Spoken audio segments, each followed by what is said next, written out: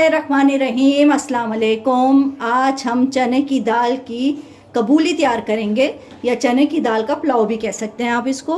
उसके लिए मैंने 1.5 कप चने की दाल ली थी, जिसको मैंने तकरीबन 2 घंटे से भिगोया हुआ है और ये फूल के 2 कप तकरीबन हो गई है। ये लेंगे और मैं चावल जो ले रही हूँ 5 कप चावल लिए मैंने, उसको भी भिगो दिया है। साथ इसमें 4 से 5 हरी मिर्चें लिए मैंने, आप लोग चाहें तो इससे ज़्यादा भी ले सकते हैं, फिर आप इसी भी लाल मिर्च कम कर दें। और मैंने एक छोटा पीस अदरक का लिया है, 2 छोटी प्याज मेरे पास थी, वरना एक दरमियानी प्याज भी ले सकते हैं। 3 से 4 टमाटर जाएंगे।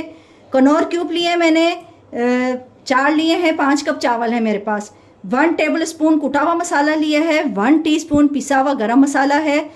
1 टेबल स्पून ही नमक लिया है, नमक फिर चख के हम और भी डाल सकते हैं। और 1 टेबल स्पून ही पिसी हुई लाल मिर्च ली है।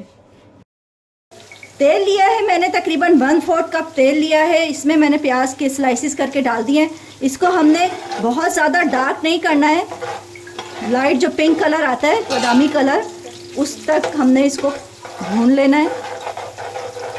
जैसे नॉर्मल चावलों के लिए हम पुलाव के लिए करते हैं, सेम वैसे ही हम इसको तैयार करेंगे। प्याज हो गई है, इसमें हमने हरी मिर्चों को मैं बताती चलूँ, ये मैंने मुंह खोल के वो डाल रही हूँ, और अदरक के स्लाइस कट करके वो डालें, और टमाटर साथ साथ डालेंगे। थोड़ी सी ये हरी मिर्चें भी हो जाए तो टमाटर कट करके वो भी इसमें डालते हैं। साथ टमाटर स्लाइस करके वो डाल देंगे,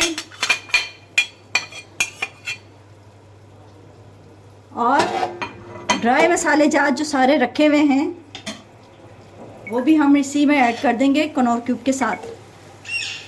और दाल भी इसमें डालेंगे, ताकि इस मसालों के साथ साथ दाल गल जाए हमारी, क्योंकि हमने इसको बॉईल नहीं किया है, इसी मसाले के साथ ये पकेगी तो ये गल जाएगी। बस भिगोया अच्छा है हमने, तकरीबन 2 घंटे इसको भिगो दिए।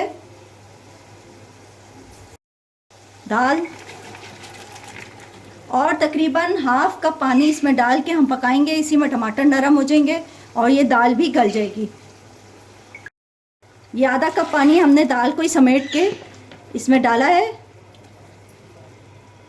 और दाल का जो भीगा हुआ पानी होता है उसको फेंक देना चाहिए, वो यूज़ नहीं कीजिएगा।